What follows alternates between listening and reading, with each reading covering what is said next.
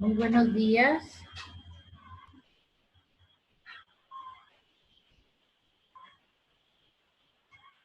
Muy buenos días. A nombre de nuestra directora Laura González Bon, que el día de hoy se encuentra fuera de la ciudad, pues vamos a darle la más cordial de las bienvenidas a todas las personas que nos están acompañando y particularmente a nuestra ponente Guadalupe, la doctora Guadalupe Lisset Serrano Ponce, que voy a leerles una breve reseña curricular. Ella es licenciada en Trabajo Social, maestra en Ciencias en Trabajo Social con acentuación en Estudios de Género. Es doctorante en Trabajo Social por la Universidad Autónoma de Sinaloa. Su empleo actual es docente e investigadora en la Facultad de Trabajo Social por la Universidad Autónoma de Sinaloa. Ha cursado varios diplomados y ha tenido unas participaciones muy interesantes en congresos nacionales e internacionales, en diversas universidades y en asociaciones como la Asociación Latinoamericana de Sociología. Tiene una producción científica que les voy a compartir, capítulos de libros como por ejemplo Estrategia de la Política Social, Modelo de Atención Integral en Salud Sexual y Reproductiva para Adolescentes, Sexualidad y Embarazo durante la Adolescencia, Conductas de Riesgo en Adolescentes, un grupo en riesgo de exclusión social, Entramado de Relaciones, Vejez, Pobreza y Ruralidad, Análisis de la formación académica de los profesionales de trabajo social y su quehacer en el campo de la salud.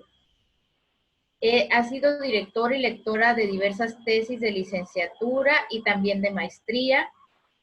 Participa en redes de investigación, es miembro de la Academia Nacional de Investigación en Trabajo Social y en la Red Nacional de Trabajo Social y Familia. Y el día de hoy, pues nos sentimos muy contentas de tener a la doctora, una persona con esta formación, con el título de la conferencia Embarazo Adolescente, una problemática social silenciada en tiempos de contingencia sanitaria. Entonces le voy a pedir, por favor, que abra su micrófono y que nos diserte su conferencia del día de hoy. Muchas gracias, doctora, bienvenida. Hola, muchísimas gracias, espero me escuchen muy bien. Antes que nada, agradezco ampliamente la invitación que se me hace para socializar un poco sobre lo que estamos haciendo desde el espacio académico, ¿no? Especialmente desde las áreas de investigación, publicación, en temáticas que poco a poco nos van apasionando a las y los investigadores, en este caso, pues en lo específico, en una problemática como lo es el embarazo en adolescente, y algunas líneas que se desprenden de él como maternidad, salud sexual y reproductiva, política, derechos, entre otros. Gracias por la invitación, el espacio, a quienes dirigen, hacen posible estas charlas, las cuales las sigo y pues estoy enterada ampliamente sobre esta labor que están haciendo día con día. Gracias al equipo que está detrás de cámaras en coordinación, que están muy al pendiente también para que se pueda realizar este tipo de actividades. A la licenciada Mercedes López, que estuvo ahí como haciendo el papel de vinculación también. Muchísimas gracias. Bueno, sin más preámbulo, vamos a iniciar con esta pequeña charla, reflexión más que nada, y yo os he preparado para ustedes esta mañana. Me voy a permitir compartir mi pantalla.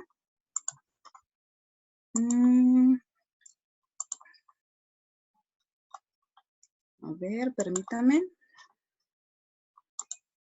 Ustedes me dicen si se alcanza a ver. Me voy a regresar porque esta no es la primera.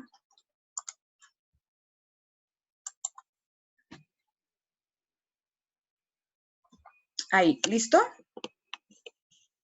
Ok, bueno, les comentaba que en esta conferencia, más que nada, yo la voy a hacer un tipo reflexiva, crítica y analítica en función sobre esta problemática que es el embarazo en adolescente y sobre el cual giran diferentes líneas y perspectivas y, ¿por qué no?, opiniones sobre lo que es un embarazo en adolescente y sobre las circunstancias que llevan a que se propicie un embarazo en adolescente. Imagino como persona, como mujer, que muchas de nosotras hemos tenido conocimiento de causa sobre alguna amiga, hermana, compañera que ha pasado por un embarazo a edad temprana.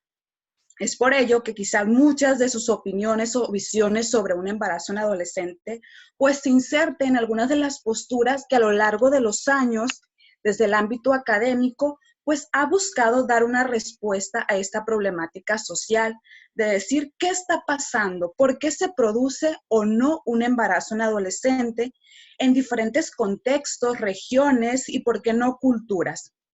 En este sentido, pues vamos a iniciar, como ya lo comentó muy bien la licenciada Guadalupe, el tema de la ponencia esta mañana es embarazo en adolescente, una problemática social silenciada en tiempos de contingencia sanitaria. ¿Qué está pasando actualmente con esta problemática? Bueno, los puntos de reflexión que vamos a ir haciendo en el transcurso de esta charla están centrados en las siguientes líneas, en relación a lo que es el concepto de adolescencia, qué es un embarazo en adolescente, algunas estadísticas que nos van a reflejar esos porcentajes para darnos una idea solamente sobre qué población tenemos que está pasando por un embarazo en adolescente. Otra de las líneas muy específicas, y que esta es la más amplia, es sobre las posturas que giran en relación al embarazo en adolescente. ¿Cómo se ha buscado explicar desde las diferentes áreas del conocimiento el hecho de que en nuestra población tengamos un problema social como este? Posteriormente, otra de las líneas sería el género como una de las posturas que estamos revisando ahorita en esta continuidad de formación que su servidora tiene desde el área de género y los derechos humanos desde un punto crítico y analítico. Posteriormente, centrarnos en qué está pasando o qué se dice en relación sobre el problema del embarazo en adolescente en esta etapa todavía de confinamiento social, para posteriormente proyectarnos en algunos de los retos que vamos a tener y que estamos teniendo en las diferentes áreas para atender dicha problemática. Bueno, iniciamos con la primera línea de reflexión. ¿Qué es la adolescencia? ¿Qué entendemos por adolescencia en nuestra sociedad? Si nosotros nos vamos a las directrices internacionales, como lo es el Organismo Mundial de la Salud, reconocido como OMS, nosotros podemos encontrar que hay un periodo delimitado para considerar a la adolescencia.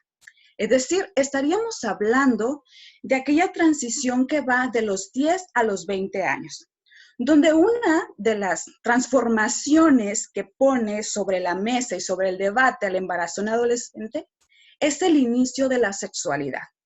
Es decir, se fija que en este periodo hay un porcentaje alto de adolescentes que se van a insertar el inicio de una vida sexual activa o van a iniciar en esta búsqueda de apropiación de su sexualidad. Por otro lado, podemos encontrar otros organismos como la UNICEF que hace una separación en esa prolongación de 10 a 20 años y nos va a dividir a la adolescencia en dos momentos: adolescencia temprana y adolescencia tardía. Cuando nosotros hablamos de adolescencia temprana, estamos refiriendo a aquellos que van en un periodo de 10 a los 14 años.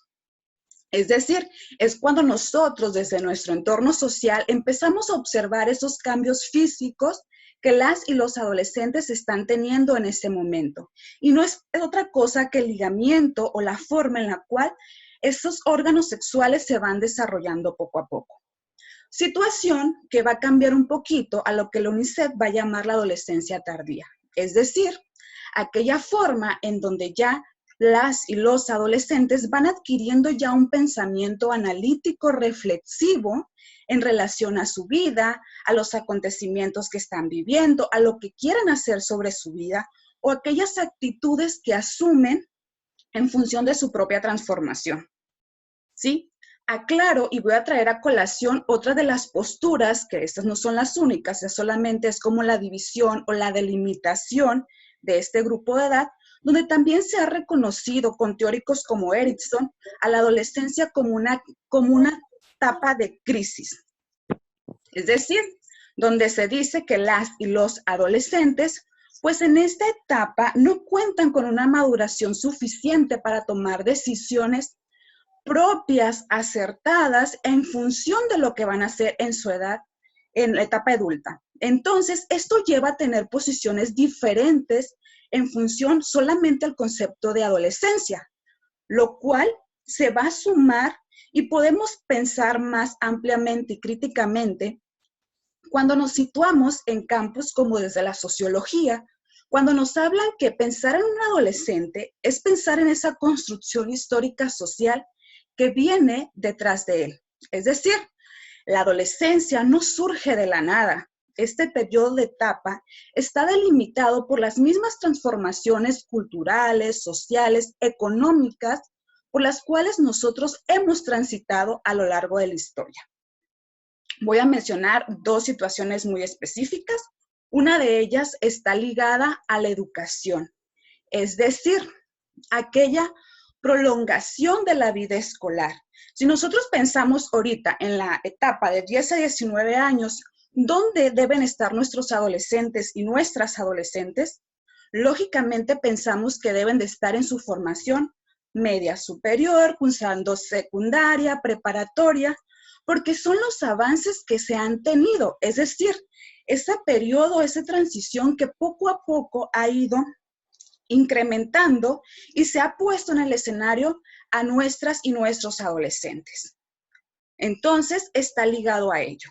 Otra de las cosas importantes a reflexionar en esta parte de la adolescencia y que está ligado al embarazo en adolescente es qué está pasando con nuestra población femenina.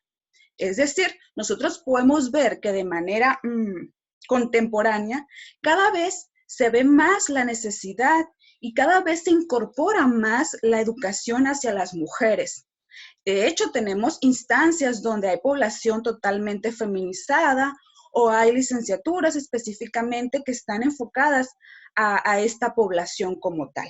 Eso solamente para darnos cuenta que no podemos hablar de adolescencia solamente como un periodo esquematizado, sino que tenemos una serie de transformaciones que se nos han ido sumando y que nos dan a conocer la adolescente o los adolescentes que actualmente conocemos y por los cuales muchas de nosotras estamos a favor de la reestructuración, reformulación y asignación de sus derechos humanos como un reconocimiento de una etapa, igual que ha sido la niñez, igual que ha sido la adultez, y se pase esa transición en la cual se la ha considerado como una fase solamente crítica, transformativa, y que no tienen o no se les ha dado esa apropiación de seres más reflexivos, analíticos, en función de hacia dónde van en su etapa adulta.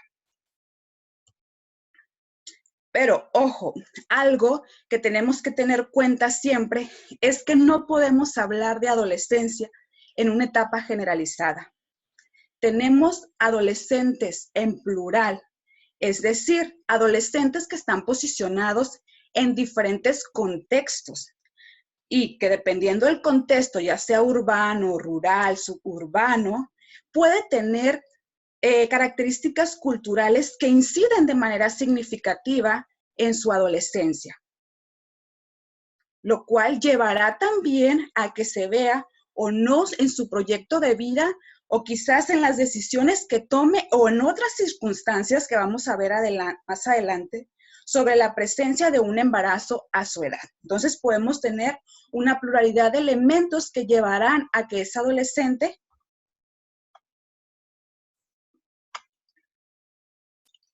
presente o no un embarazo.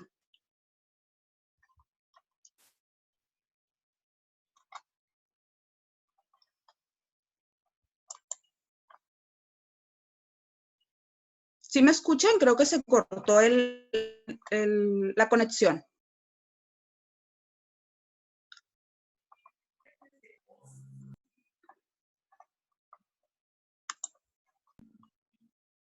Ok, entonces es aquí conmigo. Porque mi cámara está pausada un poquito. Me voy a salir y voy a volver a ingresar.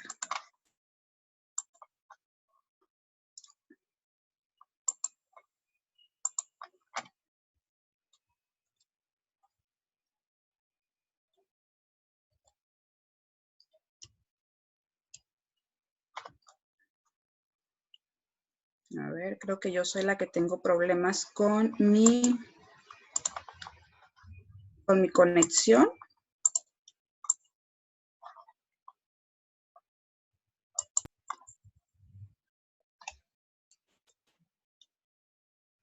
Ok, ¿me alcanzan a ver?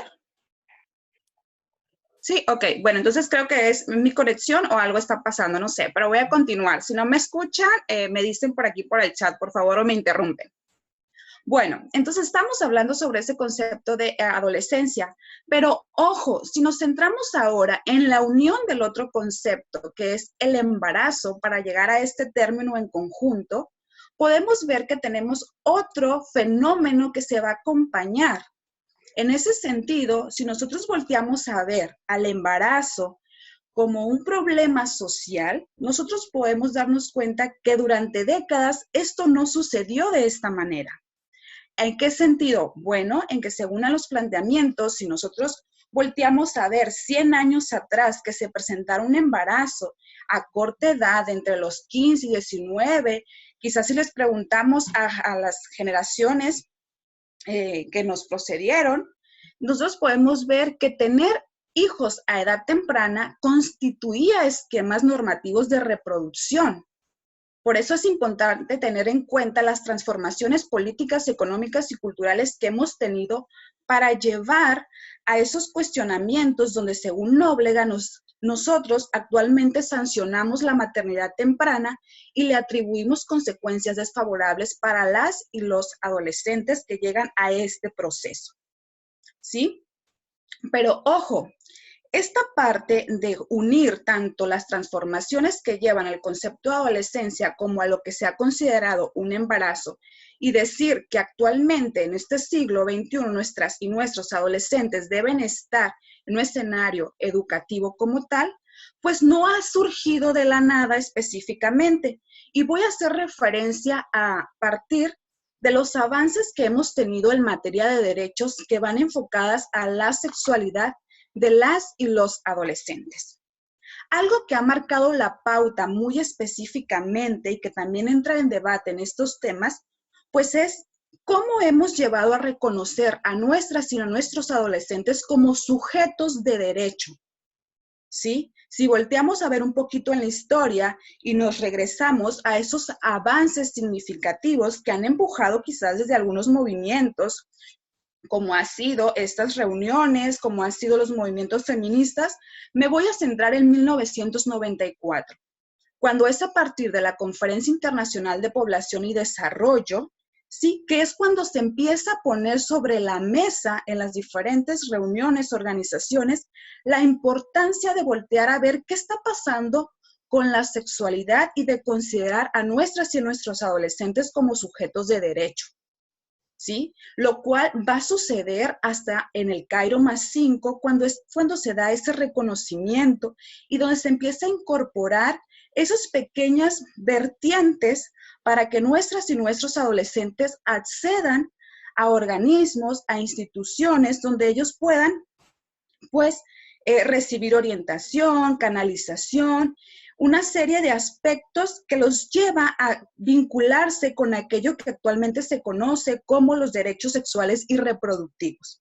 Es decir, se pone a nuestras y nuestros adolescentes también con la necesidad, el deseo y, ¿por qué no?, dar la voz sobre que ellos decidan qué hacer, cuándo iniciar, en qué momento, con quién, con una vida sexual activa. Entonces, hay diferentes acontecimientos que nos han llevado en el transcurso de la historia a ver de manera diferente qué está pasando, qué sucede con nuestras y nuestros adolescentes, por qué actualmente deben de estar desarrollando ciertas funciones y por qué tomamos distancia de años atrás en relación al fenómeno del embarazo en adolescente.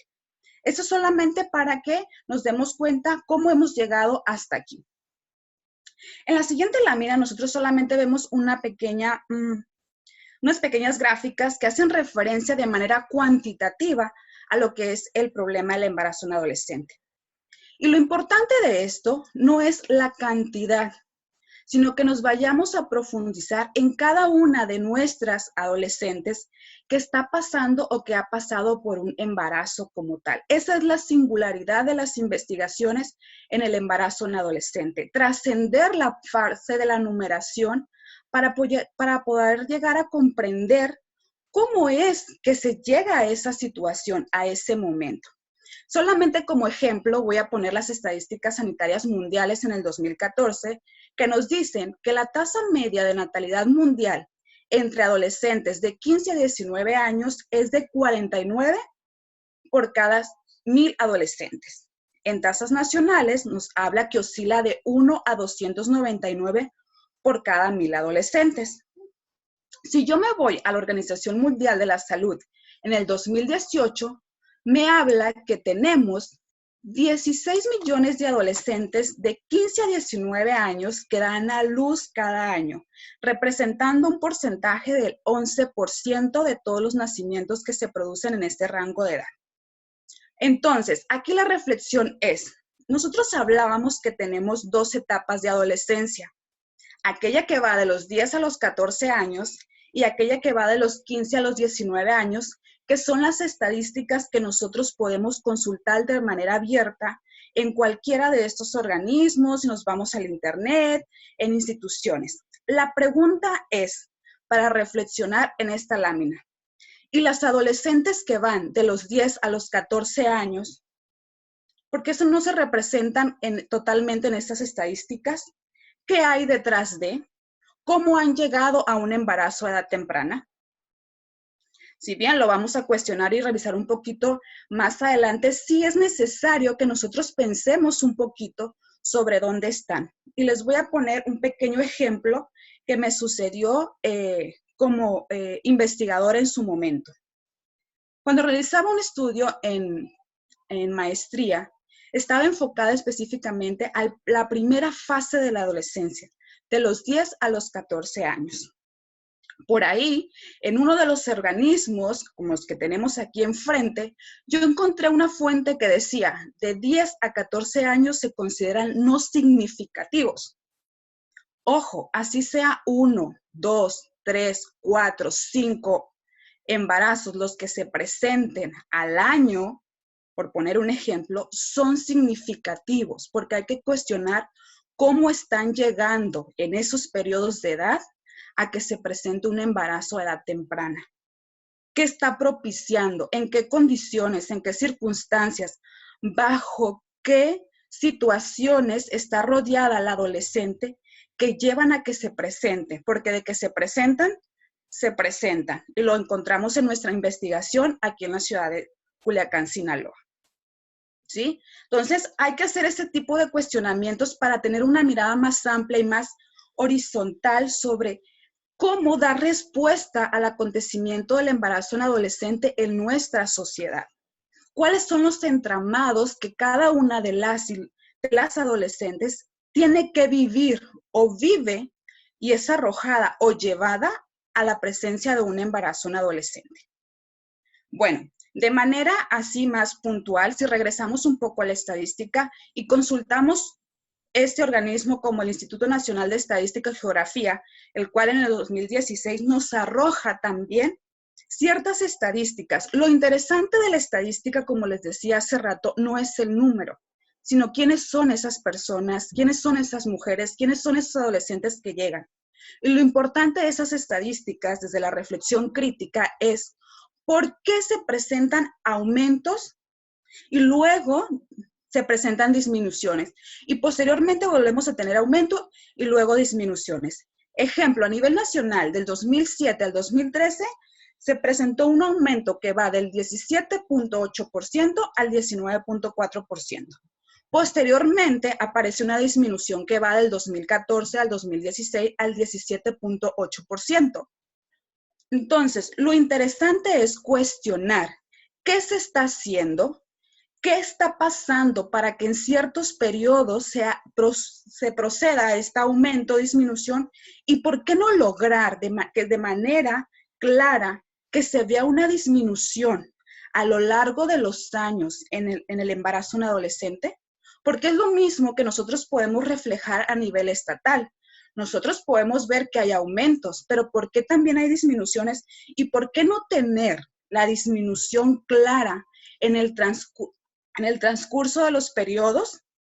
¿Sí? ¿Qué hay detrás de qué instituciones, qué políticas, qué miradas, ¿sí?, se están posicionando dentro de nuestra sociedad para que esto no se logre y no se vea de manera clara esa visión general? Bueno, esas son otras de las cuestiones y críticas que nosotros podemos hacer al momento de comprender y tratar de hablar de esta problemática social. A ver.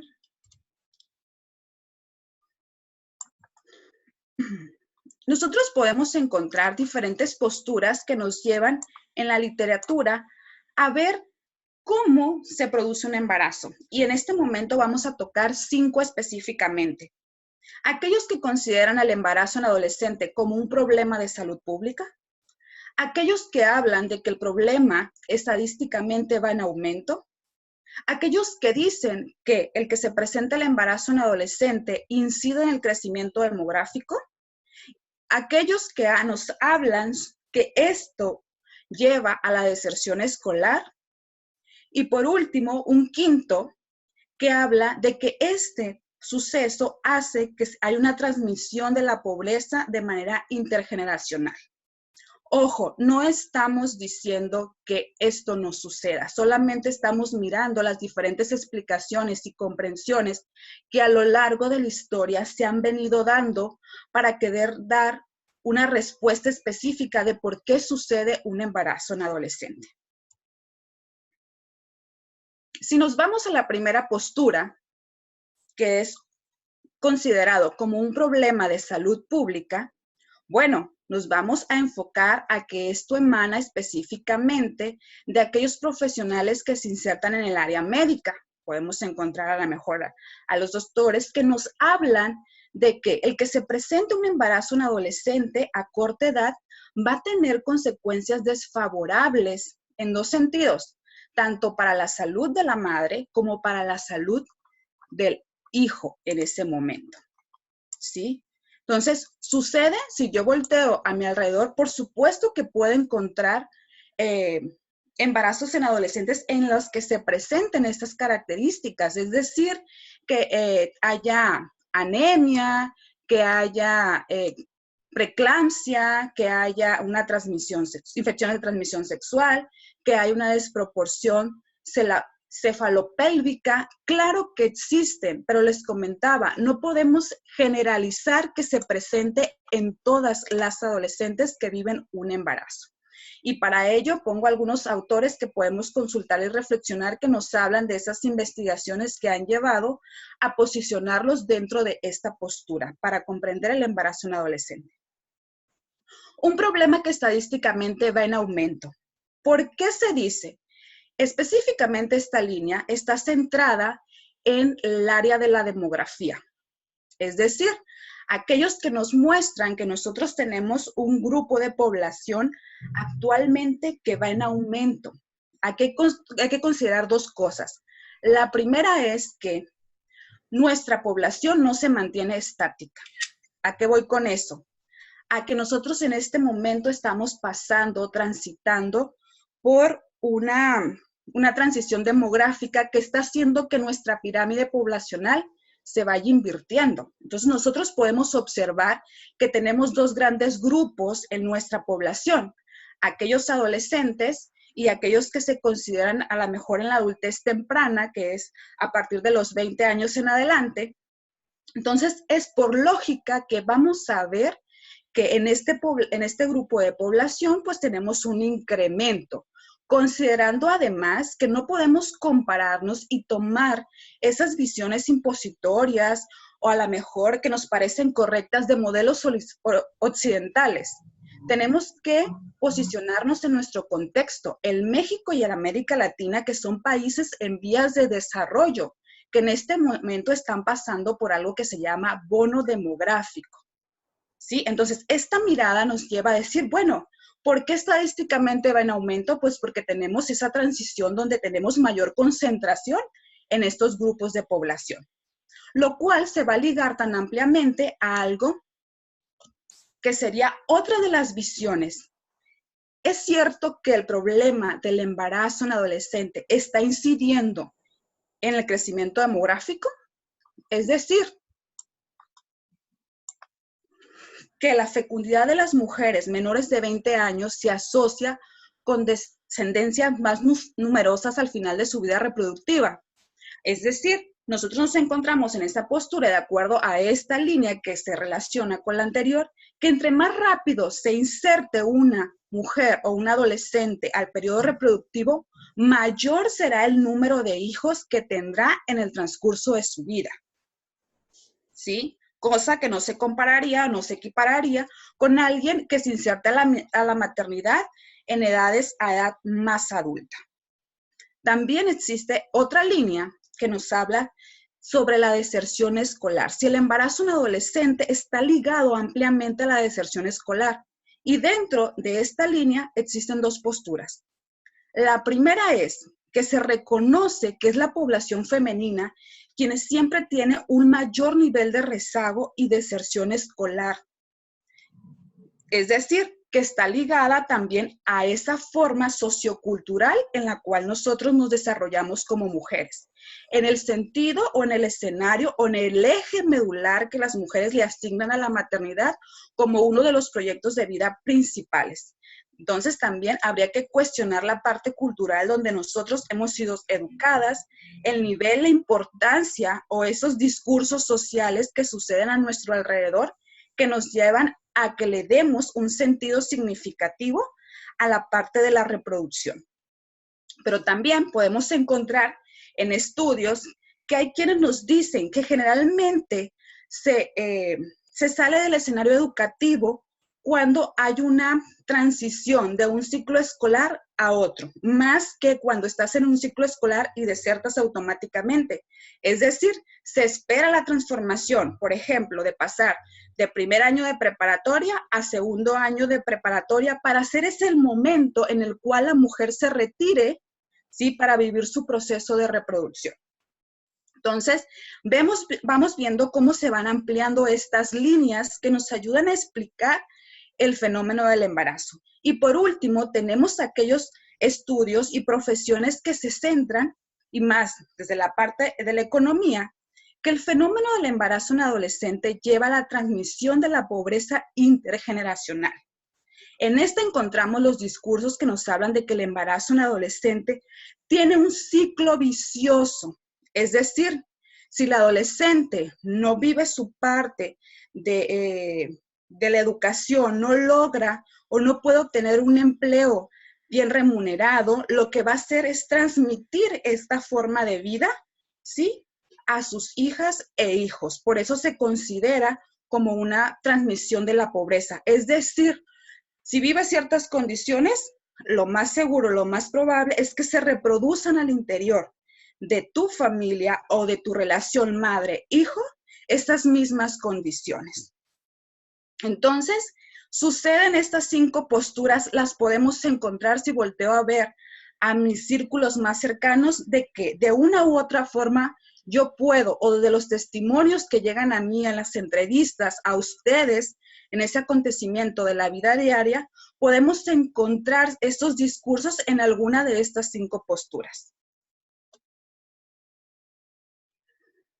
Actualmente, y como profesional específicamente, estamos apostando a una nueva visión, no dejando de lado las anteriores, porque emergen de una u otra manera cuando tenemos ese contacto directo con nuestras adolescentes.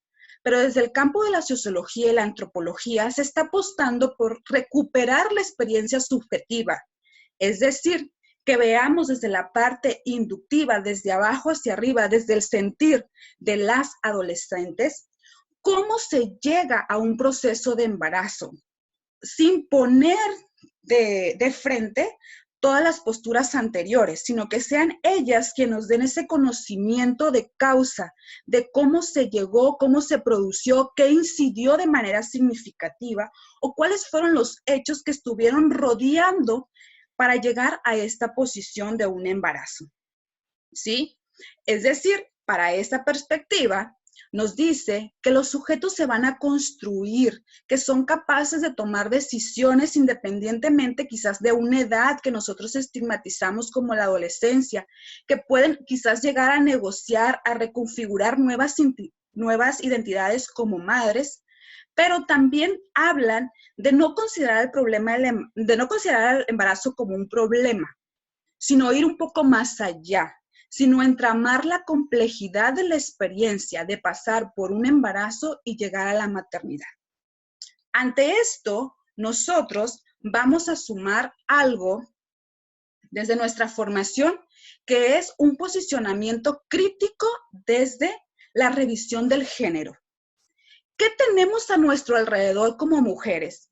¿Qué roles, estereotipos están a su vez trastocando nuestra identidad como mujeres que nos llevan a pensar en vivir o no un embarazo, en darle un significado especial a la maternidad?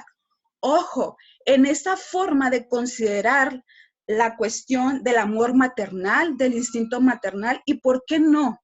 Nos dice por ahí Chodorov, de cuestionar esa categoría de maternazgo que a lo largo de la historia se nos ha instituido como mujeres. Aquello que llamamos el cuidado para los otros y desde los otros. ¿Sí? Bueno, en este sentido, también es necesario voltear a ver esos escenarios culturales que están permeados por esas cosas, esas pequeñas frases que en ocasiones nosotras mismas reproducimos o que a veces nosotras nos apropiamos de nuestro contexto. ¿Qué me están diciendo? ¿Cómo me lo están diciendo? ¿Qué característica le estoy asignando a la maternidad que de una u otra manera me pueden llevar que independientemente de ser una madre de edad temprana, tengo que responder a la exigencia de madre? Porque nosotros hemos encontrado más recientemente en nuestra investigación que estamos llevando que lo que se cuestiona en relación al problema del embarazo y la maternidad no es en sí el fenómeno, o no es en sí que llegue la mujer a la reproducción. Lo que se cuestiona básicamente es que no se presente en el periodo que nosotros delimitamos como adolescencia, de 10 a 19 años. Pero realmente le estamos dando la pauta para que ese suceso, esa reproducción que nosotros tenemos, esa capacidad de reproducción, no se lleve a cabo, o solamente le estamos diciendo a los adolescentes, no lo tengas a edad temprana, ¿sí? Espérate a la edad adulta. Entonces, también hay que cuestionar esta visión de qué eje, en qué parte de nuestro proyecto de vida y qué carga subjetiva le estamos asignando a nuestras adolescentes y nuestros adolescentes en función de la maternidad y que debe ser vivida como tal. Bueno, en ese sentido, otra de las cosas que se cuestiona desde la ciencia es la cuestión del amor maternal. Esa necesidad o esa cuestión interna que se dice, sí, que es un comportamiento asignado, arraigado en la naturaleza de la mujer, cualquiera que sea el tiempo y el espacio que lo rodean. Se cree que al convertirse en madre o pasar por un proceso del embarazo, la mujer se encuentra en ella misma todas las respuestas a esa nueva condición. No. ¿Sí? Nos dicen, alto, hay que cuestionar las formas en cómo de manera, ¿sí?, inductiva estás haciendo que eso parezca como el ideal ser. Esa forma en la cual tú debes vivir. Pareciera que estamos en una cuestión de manera automática, que el pasar por un embarazo de manera espontánea te va a decir cómo debes responder a una maternidad, a un embarazo de temprana. No, hay ciertos elementos en nuestro entorno que nos dicen hasta qué comportamientos debemos ir asumiendo, porque nosotros podemos encontrar dos momentos en el embarazo. El momento en el que se entera, en el momento en el que se presenta el embarazo, pero que posteriormente pasa a un segundo plano y hay un proceso de aceptación dentro de los entornos familiares y que posteriormente nos van a exigir o le exigen al adolescente que responda a su condición de mujer, a su condición de madre, independientemente de que socialmente ella debe estar en otros escenarios, debe estar cumpliendo nuestras otras funciones, pero se encuentra ahí presente. Entonces también hay que asumir una posición crítica sobre lo que hacemos socialmente. Ahora sí, bueno, esto es lo que pasa de manera abierta y ha seguido pasando, cosa que no podemos decir que no sucede en tiempos de confinamiento. Pero hace rato yo les decía, ¿qué pasa con un grupo de población que no se ve de manera directa en las estadísticas o que no figura? Si yo me posiciono en la Organización para la Cooperación y Desarrollo Económico, la OCDE, me dice que México se encuentra en el primer lugar en abuso infantil con 5 millones de casos. Y según la encuesta nacional sobre la dinámica de las relaciones en los hogares, la ENDIRET en el 2016, nos dice que los principales agresores sexuales de las mujeres en su infancia se encuentran en su núcleo familiar. El interrogante viene aquí. Si esto es lo que sucede, ¿qué está pasando con nuestras niñas y nuestros niños y nuestras adolescentes en etapa de confinamiento? Cuando se supone que todos debemos estar resguardados en nuestros escenarios familiares y que esas convivencias cada vez son más frecuentes. ¿Qué está pasando, sí, en ese quédate en casa cuando se conoce que cuando se sufre de violencia sexual, los principales agresores son los mismos parientes, las mismas personas con las que convivimos en nuestro escenario familiar? Bueno, en ese sentido, en este momento, nosotros estamos pasando en una transición y nuestras niñas, niños y adolescentes están puestos en contextos de vulnerabilidad con la intención de resguardar nuestra salud, pero realmente estamos apropiándonos o estamos resguardando la integridad sexual en muchos de los escenarios familiares. No digo que sea un patrón de reproducción de igual manera en todas partes, no. No en todos los escenarios familiares las niñas, niños y adolescentes están seguros.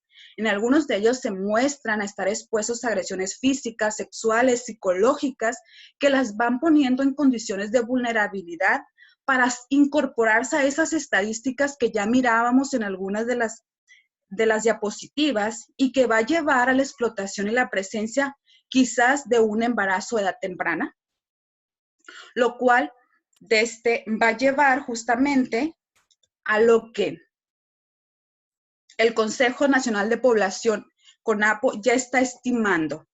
Como es un suceso que no se puede medir tan fácilmente, que hay que esperar a que aparezca en las instituciones de salud este proceso de dar a luz, ¿sí? Se estima que entre el 2020 y el 2021 va a haber un aumento del 12% respecto a lo que sucedía en el 2019.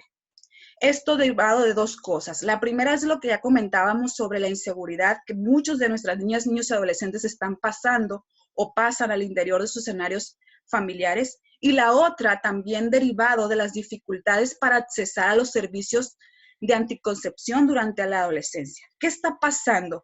¿Realmente se está dando el servicio? ¿Se está llevando a cabo? ¿En qué condiciones se está poniendo la salud sexual y reproductiva cuando ahorita la prioridad es no contagiarse, cuando ahorita la prioridad es no pasar por esta situación de COVID-19? ¿Sí?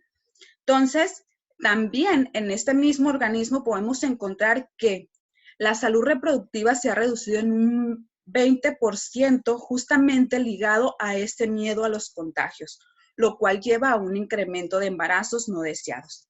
Y por último, me permito citar en esta diapositiva a la directora del Instituto Nacional de las Mujeres, que nos dice que el 10% de los embarazos en adolescentes son producto de la violencia sexual. Y la cito textualmente: un encierro en casa puede frenar los contagios, pero nada ayuda a detener los delitos sexuales que se viven al interior del hogar.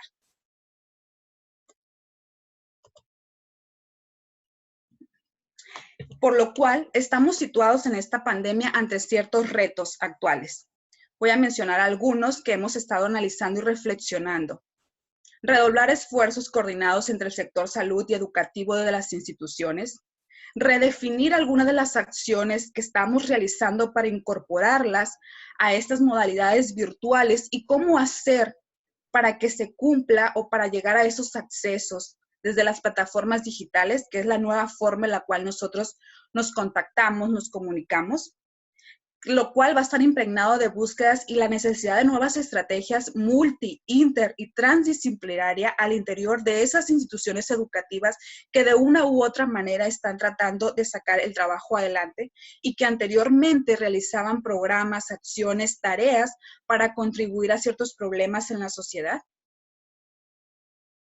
Por lo cual es necesario que nosotros desde nuestro interior, y lo digo como trabajadora social, fomentemos el autocuidado ante las nuevas convivencias virtuales, el uso de las redes sociales, lo cual también lleva a que cada día se estén más expuestos a ciertas circunstancias que tienen que ver con los delitos sexuales, con la pornografía, con todo aquello que se entrevera en el campo de la sexualidad, para salvaguardar esa integridad física, tanto de niñas, niños y adolescentes, y que no se incorporen a esas cifras o a esas estadísticas que nos revelan que la presencia de un embarazo, de una violación, está presente en nuestro contexto social.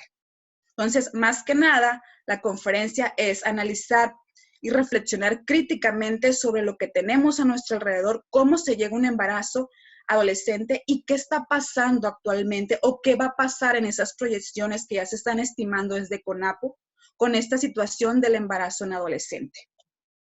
Me permito cerrar esta conferencia de manera oral, dándole las gracias por su atención y espero haber contribuido un poquito más en esa reflexión a la cual hemos llegado a través de esta transición que hemos hecho en el interés de abonar en esta problemática del embarazo en adolescente desde nuestra formación académica. Les doy el uso de la voz, Guadalupe. Muchas gracias. Pues muchísimas gracias. A mí me sorprendió mucho conocer esta cifra, la desconocía y le agradezco que nos haya dicho 5.5 millones de casos de abusos con agresores sexuales dentro del seno familiar. Pues nosotras desde aquí, desde Mujeres, promovemos la sexualidad gratificante y saludable porque estamos tratando de coadyuvar en la coeducación, porque también creemos que el adultismo pues es a veces difícil de entender cuando venimos de una cultura donde los papás y las mamás antes hacían con nosotros lo que les daba la gana, ¿no? Y tenían derecho a nalguearnos, a golpearnos y decidir qué era lo que nos debería de gustar.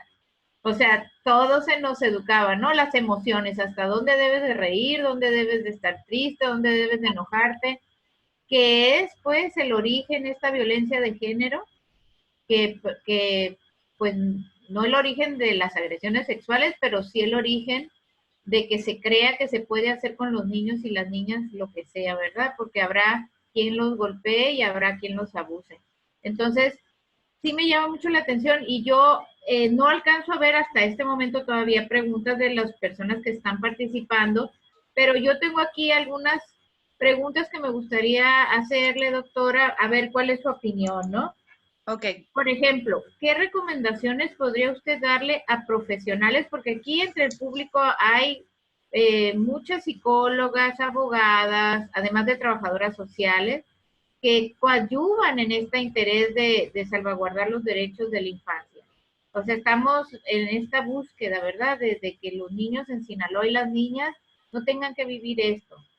Sin embargo, ni embarazos ni violencia, ¿no? Porque están relacionados estos temas. Sí. ¿Qué recomendaciones le daría usted a estos profesionales que están aquí ahorita compartiendo con nosotros?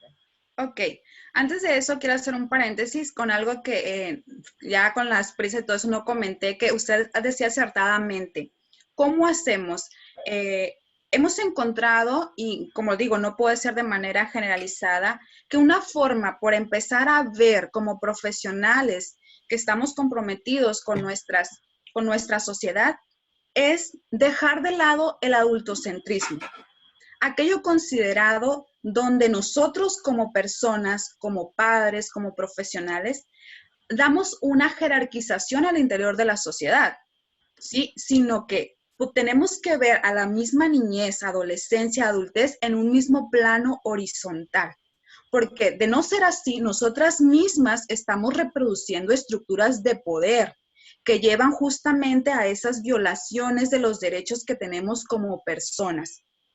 ¿sí? Entonces, sí es necesario primero quitarnos esas lentes de adultocentrismo que en ocasiones nosotras mismas reproducimos con algunos cuestionamientos, con algunas indicaciones, con algunas formas que hacen que se perpetúe esta mirada. En otro sentido, otra de las aportaciones que nosotros hemos hecho en otro momento es justamente que no, como profesionales, tenemos que tener dos cosas. La primera, una mirada de género que nos ayude a ver la pluralidad que tenemos a nuestro alrededor y tener presente el cuestionamiento hacia lo que sucede. Y la otra es que siempre debe haber un enfoque de derechos al interior de nuestras intervenciones, de nuestras observaciones, de nuestras propuestas para poder ver a esas niñas, niños y adolescentes. Entonces, desde mi punto de vista es, lo primero que debo tener es un amplio conocimiento en género y en derechos humanos. A ver, Santiago. ¿Alguien tiene abierto su micrófono? No sé si pudieran ahí revisar, por favor. Sí, bueno. Continúa, doctora, por favor. Ok, voy a recuperar algunas cosas que estoy viendo en el chat. Por ejemplo, aquí la maestra Belinda nos dice, faltan políticas sociales enfocadas a este grupo vulnerable y concientización a la población.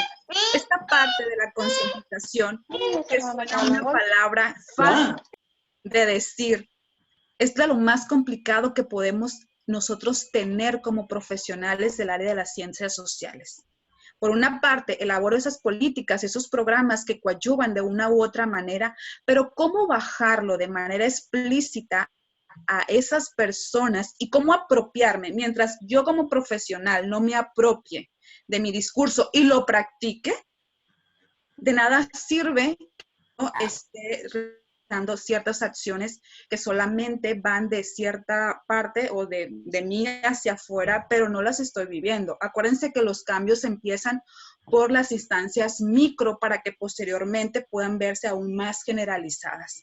Entonces, poco a poco las acciones me van a llevar a que eso se note en nuestra sociedad, se note en el lugar donde yo estoy laborando, donde yo estoy diciendo, reflexionando. Entonces, si empiezo por mí misma, puedo lograr ese efecto hacia la sociedad.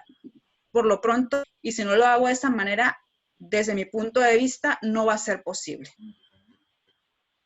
Ok, muchísimas gracias por su respuesta. Y ahora, en relación a esto, esta pregunta que hacían de ¿es necesarias más políticas sociales? A mí me gustaría también preguntarle, ¿qué opina usted del trabajo que se realizó de los últimos 6 años a través de la Estrategia Nacional para Prevenir los Embarazos Adolescentes, el ENAPEA? Ok, el ENAPEA, como vemos, es una propuesta que nosotros realizamos de manera muy interesante, la verdad. La cuestión de toda esta parte de las estrategias y las políticas recae no en la elaboración, porque podemos elaborar políticas muy buenas desde el escritorio. El problema de cómo se lleve a cabo y quiénes estén al frente y cómo se estructure la operación es el reto que tenía la ENAPEA para poder incidir de manera significativa en el problema de un adolescente. Entonces, yo si me voy a la literatura, por ejemplo, y hago un recorrido, yo puedo encontrar desde los años, ¿qué le gusta? 80, 90, N número de cosas que se están haciendo o se supone que se han llevado a la práctica, ¿sí? Pero ¿cómo la estamos operando para que incida en esos pequeños círculos que son donde se encuentran nuestras y nuestros adolescentes? Entonces, me pareció una estrategia muy amplia, muy buena, con ciertos enfoques, pero yo cuestionaría y siempre pondría en tela de juicio cómo se lleva a cabo la operación y quiénes son los profesionales responsables y sobre qué enfoques también, bajo qué perspectivas yo, profesional, realizo y coopero en esta ejecución de programas. Como le decía, mientras yo tenga visiones reduccionistas sobre el problema, mientras yo no tenga un panorama amplio, no voy a lograr efectos significativos, porque nosotros vemos que esto es un entramado de cosas, no es algo que se dé solamente por una causa-efecto.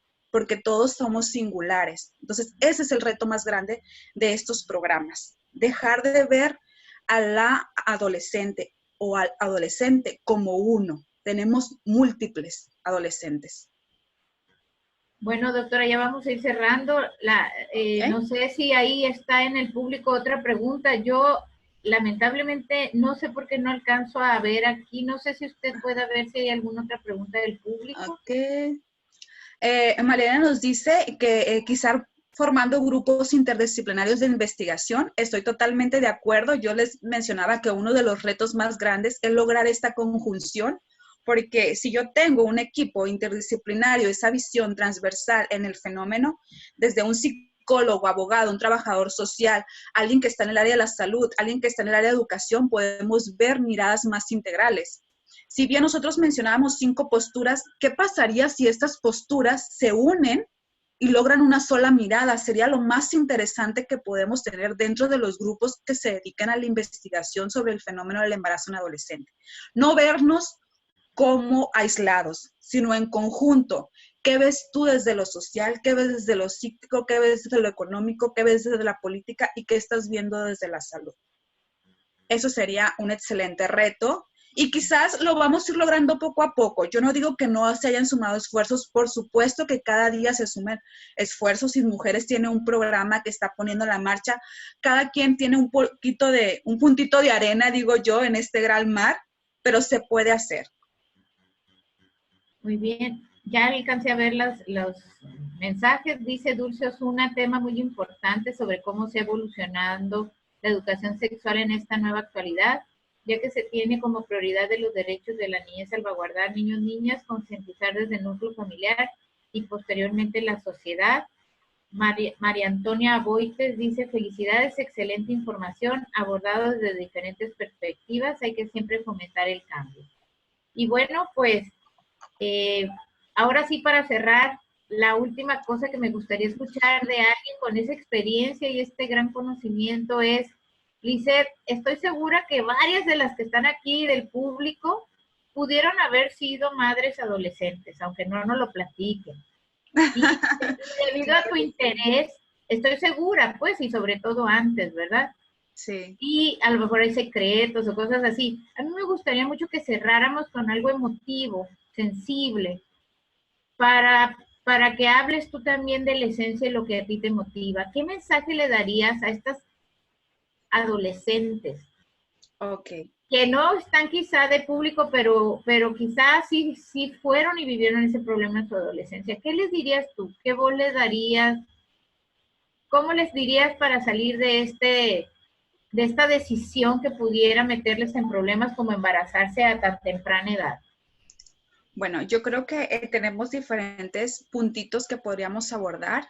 Cuando yo platico, ahora justamente que pasó lo del 8 de marzo, platicaba yo con mis alumnas, lo del paro del 9 de marzo específicamente, como ninguna se mueve, yo las invitaba más que nada a reflexionar, es decir, ver en mi interior, que es algo muy complicado, como yo les decía, porque tenemos cosas que nos dicen qué debemos hacer, que hasta la sociedad nos dice qué tiempos tenemos para hacer las cosas, ¿sí? Entonces, imagínense, estar en una situación de un embarazo, un adolescente, yo creo que lo que más nosotros necesitamos en este momento es si ya pasaron, no me tocó, me movieron otros intereses cercanos sobre la problemática que me fueron llevando a llegar a esto. ¿Qué quiero? ¿Cómo instituir? Yo digo que el punto clave de todo esto, para quienes ya son madres, ya lo fueron, es 2 cosas. La primera es que trabajemos con la niñez, para que poco a poco vayamos construyendo niñeces más fuertes, más sólidas, enfocadas a lo que ellos quieren, a construir identidades propias, no marcadas por elementos sociales ni culturales sobre lo que se espera del otro. En relación cuando ya me encuentro en una situación de adolescencia, en este momento si la estoy viviendo, justamente es pensar, ¿qué quiero? ¿Hacia dónde voy? Cuestionarme, ¿sí? Hasta dónde yo tengo que conocer mis derechos también y puedo hacer uso de ellos. No significa que tengamos que estigmatizar de alto, no puedes tener una vida sexual activa. A ver, tranquilo, tampoco es la posición, es si yo tomo la decisión y no es por forzado, por violación, que esos son dos cosas que tenemos que discutir y analizar de manera legal, que de cual le debemos mucho todavía, de manera de género, enfoque de derechos, es hacia dónde voy. Y si voy en esa función de apropiarme de mis derechos, ¿cómo lo debo hacer? Tener el conocimiento, la necesaria salud para hacerlo de la mejor manera. Entonces, yo las invitaría a todas y a todos a que no emitamos juicios de valor hacia nuestras y nuestros adolescentes. Recuperemos un poquito más el sentir de cómo han llegado, por qué han llegado y qué hay detrás de ellas para lograr esto. ¿Sí? Y además de no ser adolescente, el tema de la maternidad, hasta a nosotros nos compete el cuestionamiento de cómo llegamos a ella. ¿Por qué sí? ¿Por qué no? ¿Qué hay detrás de nosotros de manera subjetiva que nos lleva a esta situación? ¿O qué? Llegamos a un embarazo, una maternidad que ni siquiera nos dimos cuenta. ¿Por qué no? ¿Por qué llegamos ahí? Entonces, esa es mi invitación. Invitar siempre a reflexionar, a cuestionar y escuchar al otro de por qué llegar ahí. Pero sí necesitamos ir fomentando un poco más la cuestión del derecho, del respeto y de la reproducción, no de identidades iguales, porque todos somos diferentes dependiendo del contexto. Esa sería mi participación. Muchísimas gracias. Ahora sí, pues voy a pedir, antes de pasar a la entrega del reconocimiento, nada más quiero avisarles a las personas que nos están escuchando que el próximo lunes 22 de marzo tendremos a la doctora Carmen Garcés, neuropsicóloga, con el tema Mujeres que van por todo. Ella es licenciada en educación, con maestría en psicología clínica, con un doctorado en psicología humanista, con un postdoctorado en bariatría y especialidad en neurodesarrollo. Entonces, les recomiendo mucho que nos acompañen el próximo lunes. Por favor, aquí las esperamos a las 11 de la mañana nuevamente. Y por favor, quiero pedirle a Noldo, si está ahí, si es tan amable de poner en pantalla el reconocimiento para la doctora. Dice lo siguiente: Ismujeres otorga el reconocimiento a Guadalupe Lisset Serrano Ponce por su participación como ponente de la conferencia Embarazo Adolescente, una problemática social silenciada en tiempo de contingencia sanitaria, Culiacán, Sinaloa, 19 de marzo de 2021. Lo firma la licenciada Laura del Carmen González Bon. Pues un aplauso, un abrazo y muchísimas gracias, doctora Lisset Serrano, por su participación de este día. Muchas gracias a todas las personas que nos acompañaron y nos estamos viendo y escuchando. Que estén muy bien, muchísimas gracias. Muchas gracias a ustedes por escucharnos un poquito de lo que hacemos. Hasta luego, nos vemos en otra conferencia. Claro que sí, muchas gracias.